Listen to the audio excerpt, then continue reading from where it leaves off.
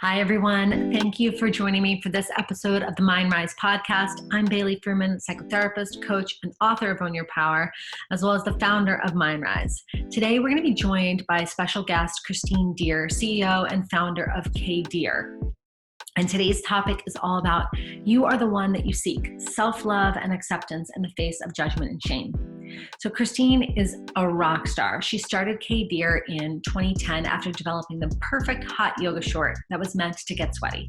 She grew the business from the ground up with barely any cash in her savings and the skills that she had learned in fashion school. Today, she has a well-rounded collection of activewear that encourages you to wear what makes you happy.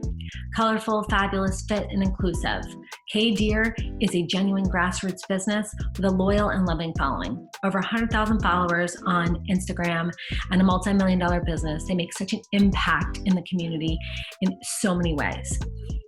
In 2016, Kristine opened up about her depression and anxiety, creating a safe space for her community to let people know that they're just not alone. And then just this year in 2020, Kristine came out as gay in an epic, lifelong self-love exploration that has her in constant awareness of speaking her truth. Hiding and resisting the truth are no longer options, and Kristine hopes that her evolution can inspire others to stop holding back whatever it is that needs to be seen and heard. I invite you to dive in and join me in this conversation with Kristine about being the one that we seek, self-love, acceptance in the face of judgment and shame. Enjoy.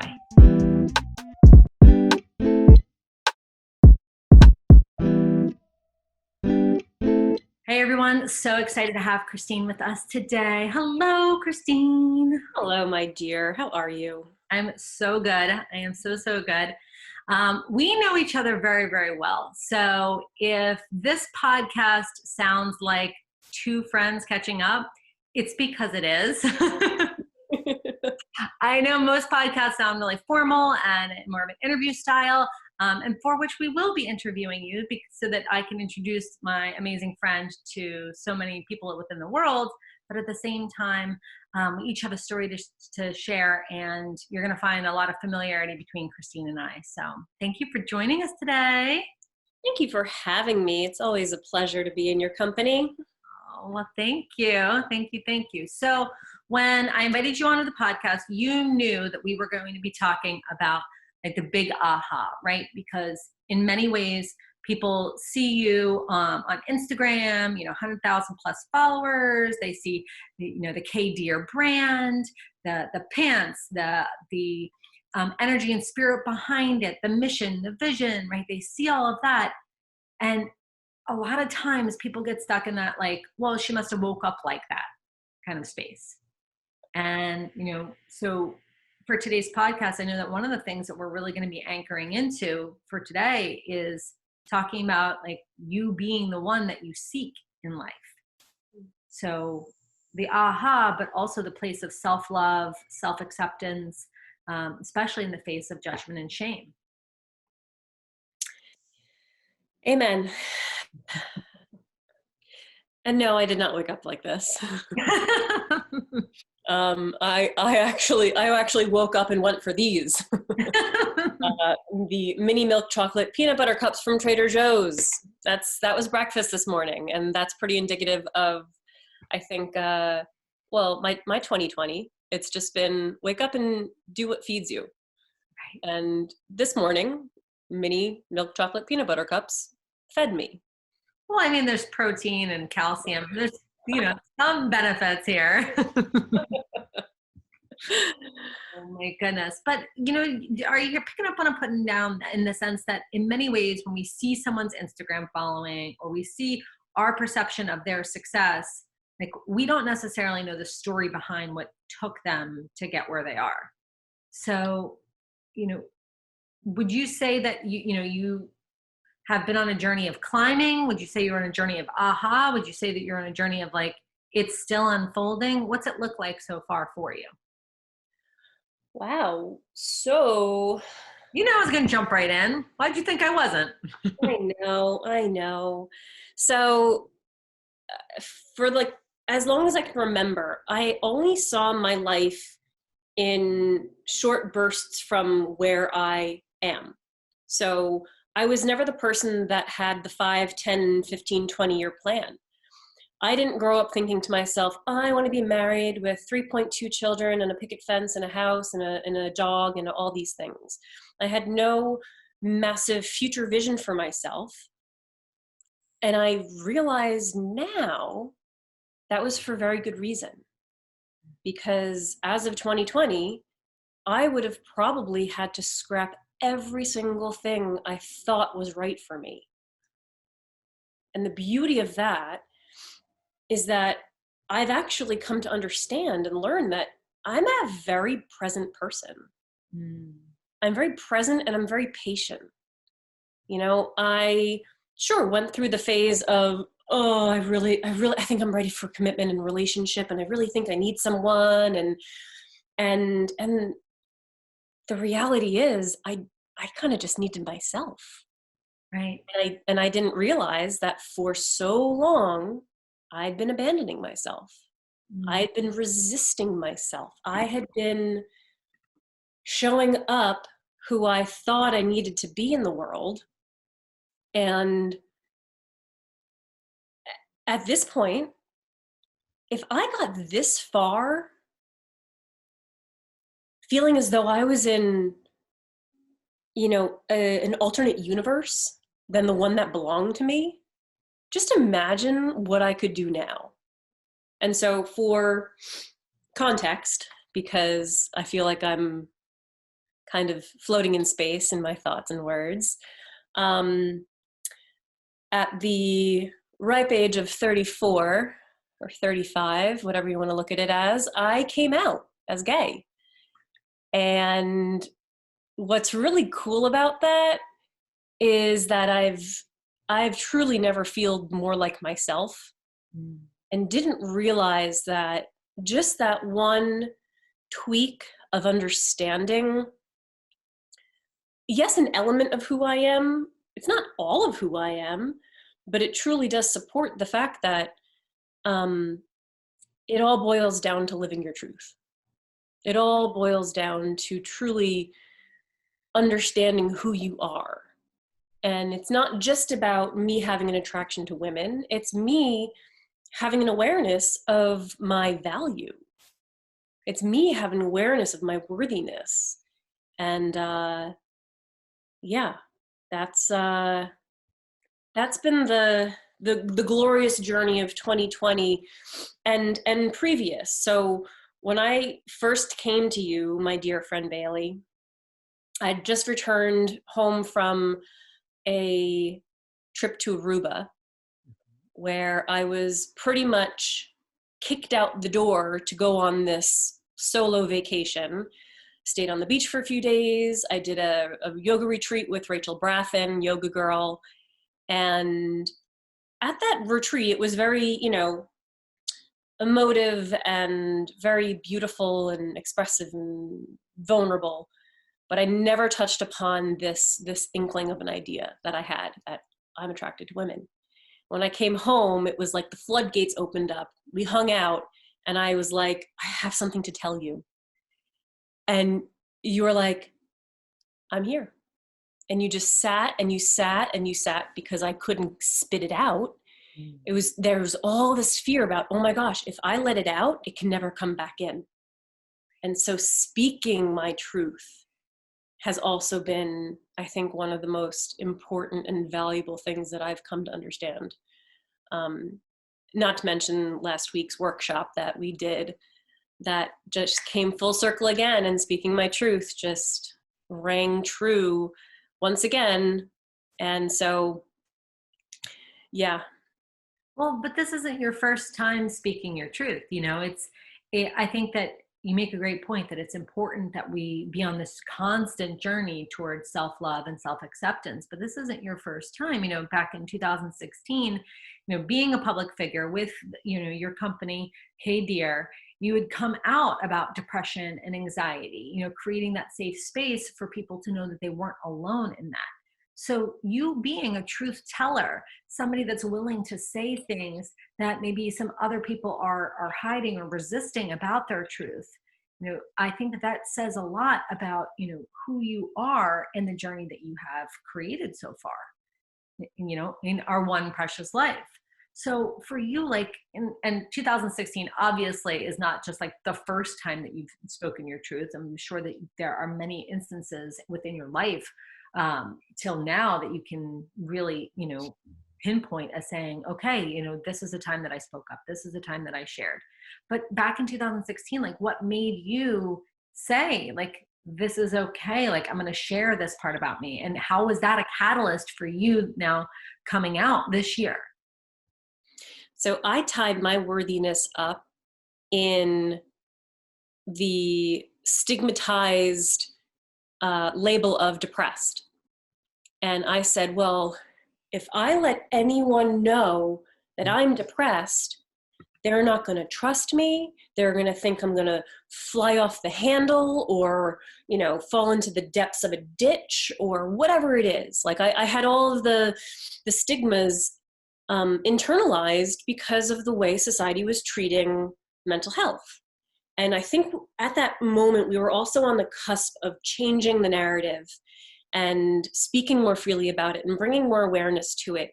Because just like, having heart disease or diabetes and needing to go to a doctor, take a pill, whatever it is to make sure that you stay healthy, why did the same never apply for your brain?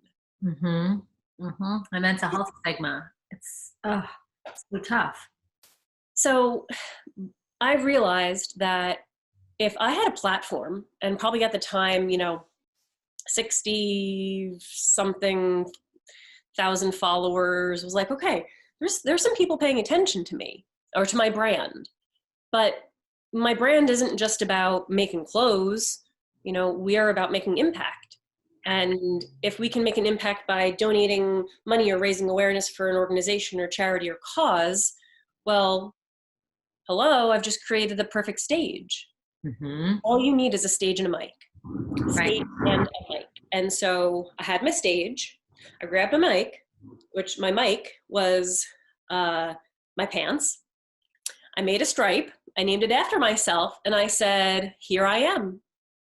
I have depression. I have anxiety. I take medication. I see a psychologist. I see a psychiatrist.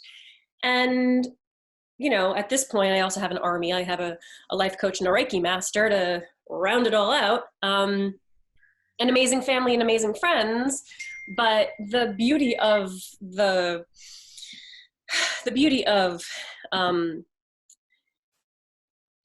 speaking my truth at that moment was that I felt like I took away its power over me. And by saying it, it also invited in so many other people to say, oh, I'm just like you. You're just like me. We're all in this together, and we are not supposed to go through this alone. So I felt really empowered by what that gave me then. And I didn't know what else there was about me that I didn't know, right? So you don't know until you know. Well, once I finally knew, and once I finally learned about myself that I was gay, once I finally put all the puzzle pieces together and thought back, way, way back, like, wow, you thought or did or whatever it was back in the day. Well, that makes sense. And all those pieces started to find their space together. I realized, well, hiding that is probably would be a major disservice to myself. And also, again, mic in a stage, if I can say that, I've figured it out and have the courage and it's okay on the other side, maybe someone else will say, wow, like maybe there's something I need to figure out. And I'm not talking about sexuality. I'm talking about anything.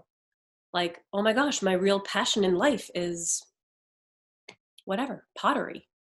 My greatest, desire is X, Y, or Z. I really do want to have children. I really don't want to have children, whatever it is. So I think the coming out from a mental health perspective and then coming out from a sexuality perspective really actually does intertwine so beautifully, and all in its divine time. Right. You know? Couldn't afford it. Right. It's interesting because whether we intend it or not, any part of ourselves that we hide creates an association with shame. And I don't know if you've read the book Letting Go by, is it David Hawkins? It's a yellow and white cover. And he's also the one who wrote Power versus Force. I know, write her downer. We'll make sure we have those links in the show notes for everybody. I'm always writing stuff down. So interestingly enough, without totally geeking out and diving in, what they looked at, because his background as a doctor and as a scientist, as a researcher, as a philosopher, a man of many hats, one of the things that he looked at was the vibrational force, because everything emits an energy. So the vibrational force associated with, or vibrational energy, not force, associated with feelings, our feelings. And did you know that shame is actually the lowest on the scale? Shame. And of course, like enlightenment, like being like the Buddha, is like the top of the scale, right? But you would imagine that the top of the scale also includes like love, peace. And what's interesting is that shame and humiliation, hiding, is at the lowest of the low. We actually feel nothing less than that about ourselves. I mean, that brings us to a true place of despondency, despair, disassociation with self, right? Where we become detached. So while you might not feel like ashamed of mental health or ashamed of your sexuality, anything that we try to hide about ourselves, and it doesn't mean that we have to like spread our business out for the entire universe, right? But anything that we try to hide about ourselves just brings us down in a lower vibration, which creates that association within our brain, and gives us that feedback loop. So then what we do is we create an association. If I'm hiding my depression, if I'm hiding my sexuality, then there must be something wrong with it, right? So it creates an attachment and an association with shame that might not have otherwise been there, but because we were hiding it, shame came up and became the predominant emotion associated with identity.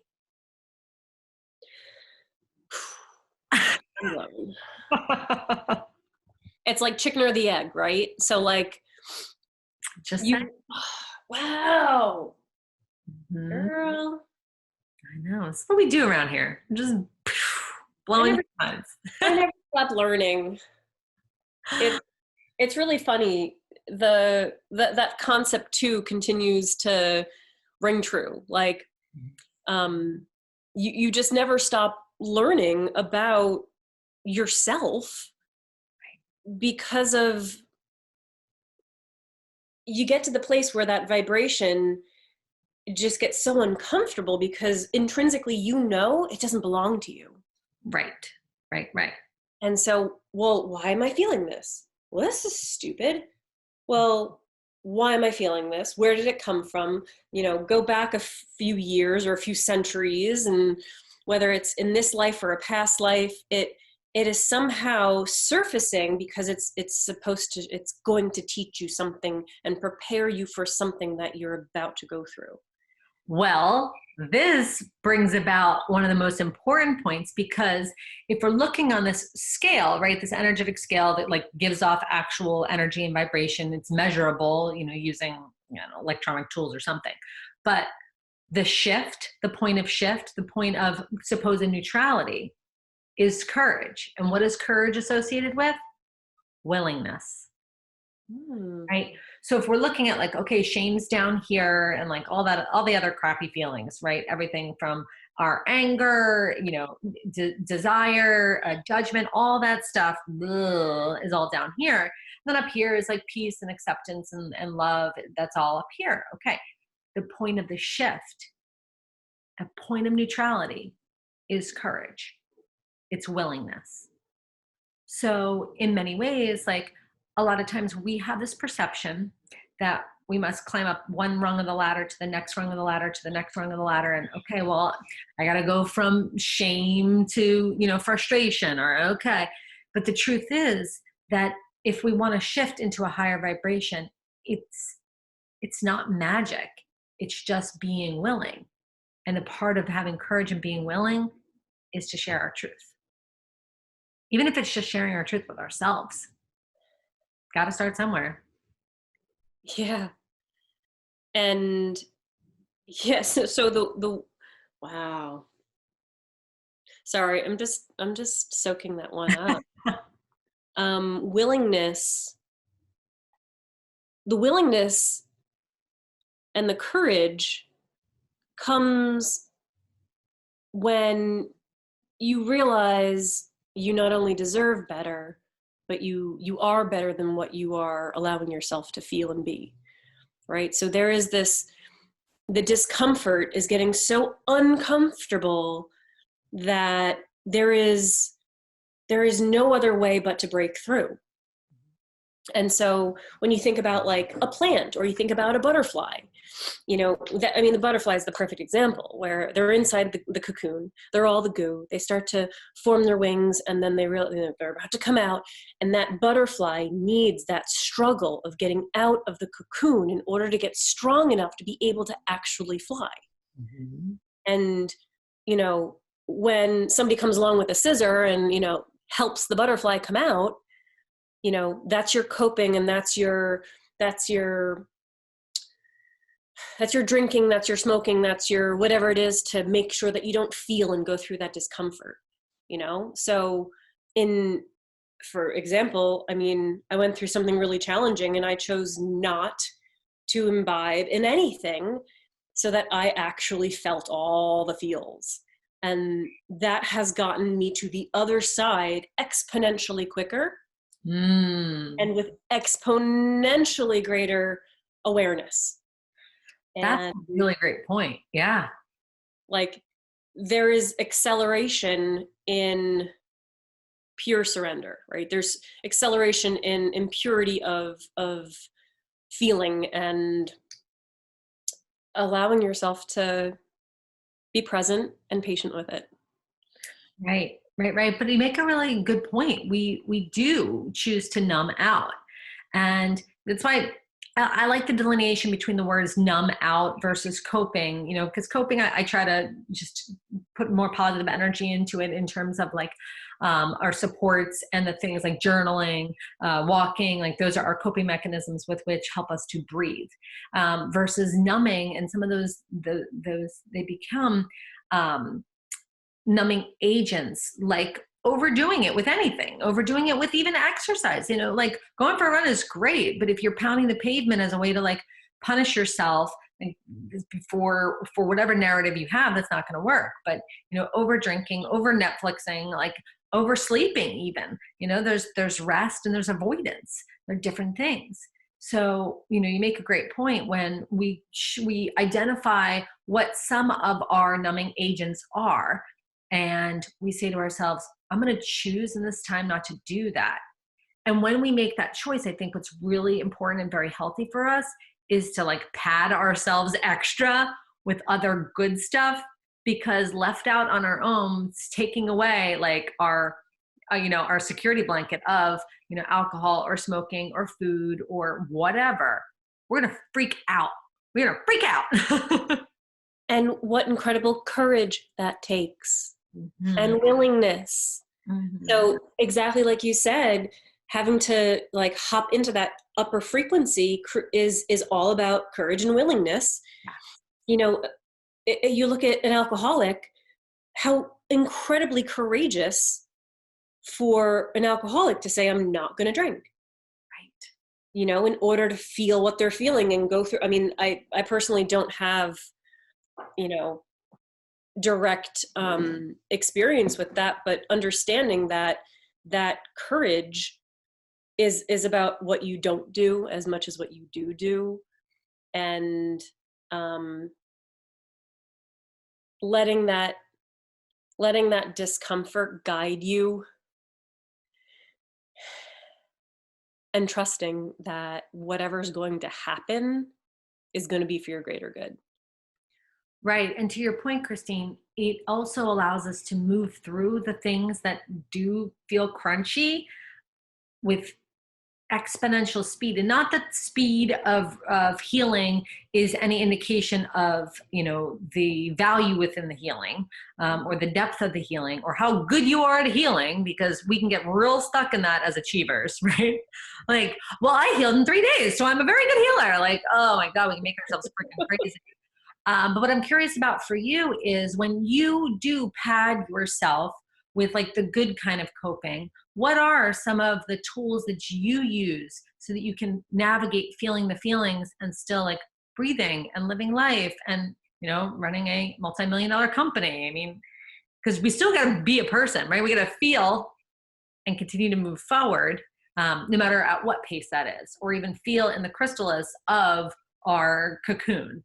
Right. So what are some of your cocoon elements that just allow you to breathe? It's funny. There are things that you choose and there are things that you don't choose. And so a month and a half ago, I had a pipe burst in my house and it flooded down through the first floor or the second floor, the first floor, and put 4 inches of water in the basement. Knocked out the hot water heater. The house is a bit of a construction zone at the moment, and I had to go and move back in with my parents. And at that same moment, the stars all aligned, and I went through something personally really challenging and devastating as well. And I couldn't have planned it better. And I think there's so much beauty in what God offers us. And I went and lived with my parents, and I let my mom me. And I didn't realize how far we had actually come in our relationship too. And I came out to my mom, this year as well. And I think there was a lot of discomfort there for her. And I encouraged her, like, you can talk to a therapist, like talk to somebody about it. It's a thing. It's a pretty big moment in your life too, because what you thought was happening for, 34 years, turns out it looks a little different now. And so I let my mom me, and I had her there, not to pry, but to hold space. She's actually really good at it. And I never realized before how, it's sometimes not what you ask. It's not something that you ask for or that it's something that is gifted to you, that is going to help you through. So now that I'm back in my home, my cocoon is my amazing couch and my blankets. It's my clawfoot tub that I can take a bath in because we have hot water again. I have hot water again, thank goodness. It's books. It's finding incredible poets and writers on Instagram. And when I restory, things, I end up getting messages from people I haven't seen or heard from in ages, and it's reconnecting. It's finally reaching out to, the friend that I haven't spoken to in the longest time. And we realize, oh my gosh, we've had such parallel experiences in coming out. And it's like, aha, like your support system is all around you. And sometimes you just need to say, I'm open, and it'll appear.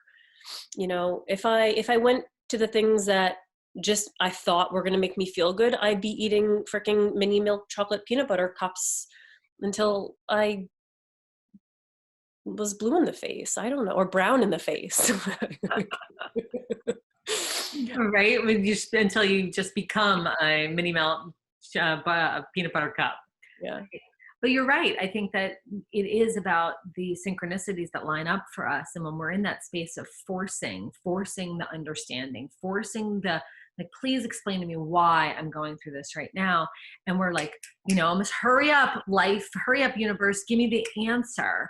Mm-hmm. We are trying to bypass a lot of the healing And in order to really get the lesson the way that we're meant for, you can't it takes the time it takes. Takes the time it takes. You pop that cake in the oven, just because you want cake doesn't mean it's ready. It's not ready until it's ready. Mhm. It's interesting. I actually Googled the other day. Oh God, this is really good. Okay. So I Googled the other day, do all caterpillars turn into butterflies? Like, do they all survive? Right? Because we use this analogy a lot, like, okay, caterpillar goes into its cocoon and then it becomes the butterfly. Well, girl, it's only 10%. It's only 10%. No. Yeah. And not every single variety of caterpillar. So I'm not like generalizing caterpillars altogether, but it's 10%, which I was like devastated at that moment because I was like, wait a second. Like I had this perception that it was all. And then I like remembered back to like grade school science class when you order the caterpillars and they didn't all turn into butterflies. So that had me at first thinking like, oh shit, is it possible that you go into the cocoon and you just don't come out? And I think that what it comes down to, because it's not a black and white, it's not nihilist thinking. It's a matter of going back to how willing are you? How willing are you to feel the feels? How willing are you to be patient? How willing are you to acknowledge the parts of yourself that do need to evolve or change or let go of or persevere or push through? Like it's all the parts. It's not just one key on the piano. Like we have all the keys on the piano with which to play in our life. So if we want a clear determinant, right? Because I think that as ambitious and driven people, we'd like the answer, please. Right? Yesterday, I was just okay. gonna say. we want it itemized, and if you could put a laminated cover on it, that'd be great, right? And the clearest determinant of whether or not, as a human having our own butterfly experience, goes back to our willingness to enter that shift zone. And it doesn't mean that the lower vibration feelings that we have or experiences that we have, that they don't have value. They do, but you can't live here. Doesn't mean it's going to be all this, right? Life is like a bit of more of a roller coaster. It's supposed to be. So when we're in the space of denial that, oh my God, it feels like a roller coaster. I don't know why. Well, because you are human and you're breathing. Like that's why.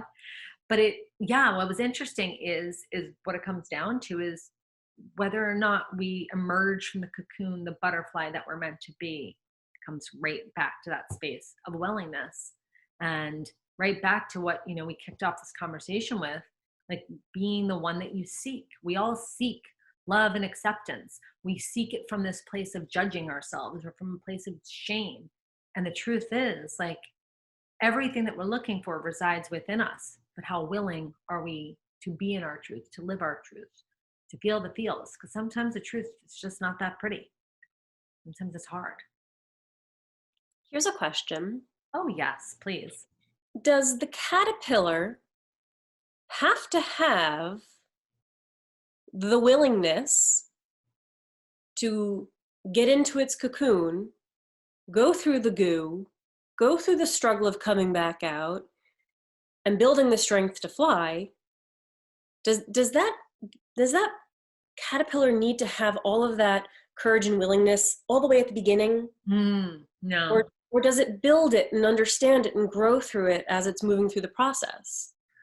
Right. Well, I haven't interviewed the caterpillar yet, but okay. When I do, I'll let you know. Okay. But to the point I think that you're making is that one step, unfolds the lessons and the learning and the wisdom that takes us into the next step and the next step, much like, the hero's journey, where, we come from a place of limited awareness.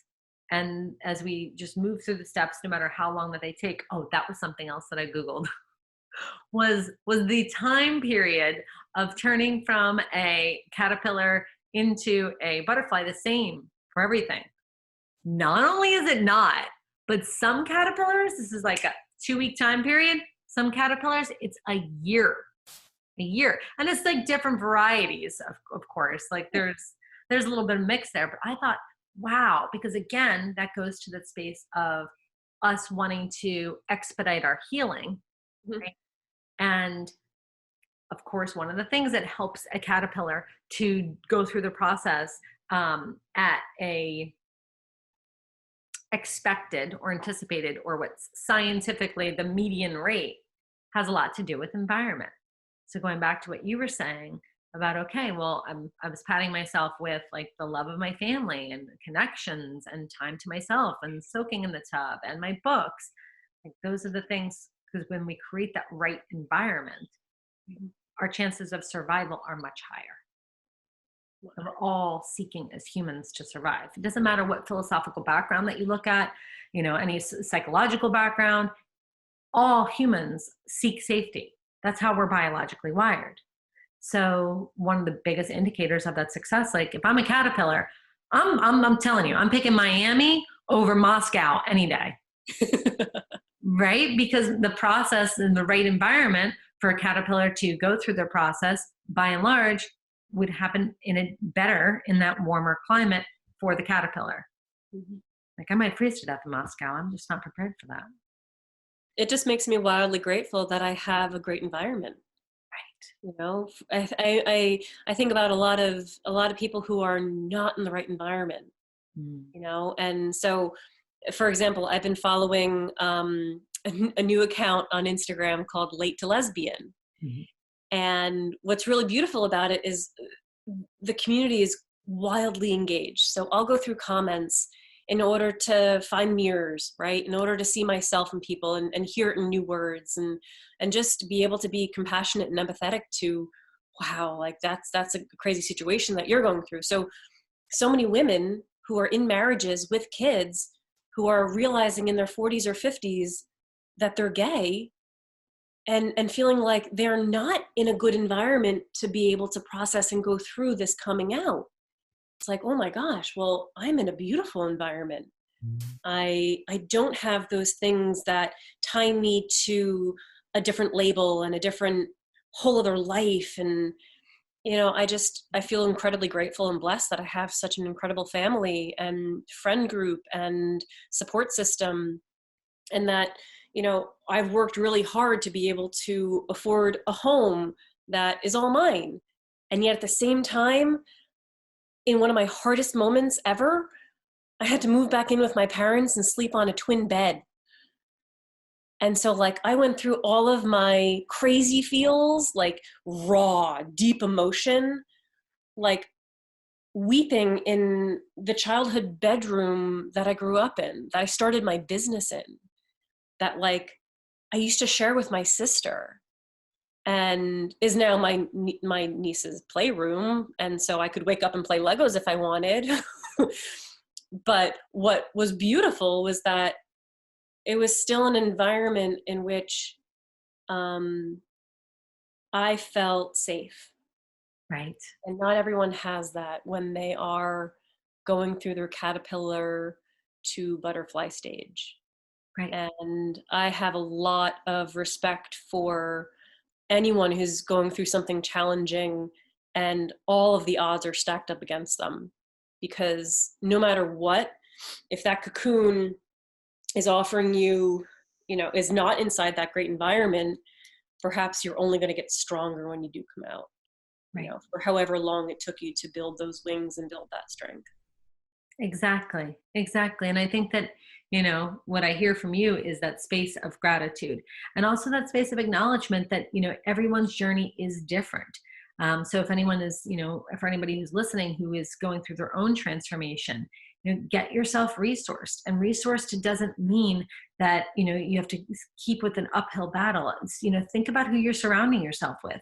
What's that old adage that you are the sum of the 5 people that you spend the most time with? And while it could seem like cheesy, cliche, like a poster on your guidance counselor's wall, right? There's some truth to it. Like, and even if it's not 5 people, what are the 5 influences, right? Like from the music that we listen to the books that we read, to, yes, the people that we're having conversations with, to even like what we're speaking out into the world, and the way that we're treating ourselves, the way that we're exercising, the way that we're putting ourselves to bed at night or waking up in the morning, the way that we are nourishing ourselves, what we're putting up with. I mean, funny enough, and I don't know if you've ever heard me say this, but Like our underwear drawer is often very indicative of how we feel about ourselves. If you've got a lot of old crap in there, I don't care if male, female, whoever you are, whatever you identify as, if you got a bunch of old underwear, you're probably not feeling all that awesome about yourself. So it's time to clean that shit out, right? We have to clean up our lives. But what are those 5 sources? And if you're looking around and you don't like what you see, guess what? Only person who has power to change that is you. Ding, ding, ding. But it is funny, Kristine, because I think that as humans, especially humans living through the lenses of social media, we see 100,000 followers, we see successful business, right? We see beautiful woman, and we don't always necessarily understand the story behind what's going on. And that doesn't mean that we don't put out an authentic presentation, because I think Kristine Deer does a beautiful job of being very impactful, very inclusive, very community oriented, and creating conversations. But there's little we can do to control the narrative in other people's minds. We don't have control over that. But I think when we have these opportunities like today to share, speak our truth, right? Everyone sees you looking fabulous. They have no idea it's a construction zone behind you, right? No idea. Yeah. And I think I would really love to speak more candidly about my experiences. And for some reason, there is still this whisper of self-judgment and what will people think. And I think it's only in preservation of, well, I don't want people to come to Kristine Deer and be bombarded with, crazy stories of coming out. It's like, that might not have anything, to do with you. So the way that my perspective is not about sexuality. It's simply about being the one you seek, and doing that in the face of shame and self-judgment. And it doesn't matter whatever it is that you're meant to figure out about yourself. It doesn't matter what it is, just fucking do it. Right. Stop hiding. And yet I also do feel like I still do hide a bit, because I'm not being super out there and transparent to the point of just verbally vomiting all over everyone all the time. But, why am I caring? Why am I caring so much what other people think? Why am I caring? What I need to do, what's best for me, is speak it out loud, because I'm keeping too much negative power by keeping it inside. Right. But remember what we said before, you're a human. Oh. So I know, remember? Right? So we're going to have some days where we're like, loud and proud, here's my truth. And some days where we're just like, I'll get back to you tomorrow. I think this year is like a kind of I'll get back to you tomorrow, because I'm still processing so much. Yeah. I'm still figuring it out, and I'm back to, now that I'm back in my home, I'm back home. Right. There is this beautiful coming home. Like, remember in 2019, I dubbed that year my homecoming. Mm-hmm. Because I was eventually going to move into my house. My house was under renovation for pretty much over a year. So I turned a 100-year-old house, which had only one owner. Place was an archive with knob and tube, electrical, and all the things. So it had to get fully gutted and put back together. It took a year. And so I realized, okay, 2019 was going to be my homecoming. And I finally moved in. I was there for an entire year, but went through all the things in life. Mm-hmm. And then literally 1 year to the day, 1 year to the effing day, my pipe burst and it fell to ruins again. Mm-hmm. And that was God, and that was the universe saying, come back home. Fix the home. Rebuild the home. Heal the home. Heal the self. And there's just so much that I still have to dig into and understand about, Like, why did I hide so long? Well, it doesn't matter how long I hid. I'm here. I came out. I'm good. I'm here now. Exactly. I'm You know? here now. And not being so worried about what I didn't do or what, I'm not late to the game. I'm exactly on fucking time. Absolutely. Amen, my friend. Woo! So good. So good. All right. So for everybody who's looking to continue the conversation and check out Kristine and all the behind the scenes, Kristine, tell them where they can find you on the World Wide Web and the internets and the iPhones and all the things. Well, we have Instagram is my mode of transportation these days. For K Deer, the business, it's k.deer. For me personally, it's Dear Kristine with a K. And if you want to shop, if you want to check out K Deer, the business, you can go to k-deer.com. And if you want to get to know yourself better, pick up a pen. Absolutely. Look on Instagram, but pick up a pen. That's the one thing I didn't mention is how important writing has been for me. Right. I'm writing it down. Writing it down and being the one who writes the story that is you. Yeah. And for everyone who's listening, you guys can go over to k-deer.com, grab yourself an amazing pair of leggings or sports bras and just slay it. They have, right? Exactly. K-Deer has everything for men, for women. And then if you enter code Mindrise15 at checkout, you get 15% off.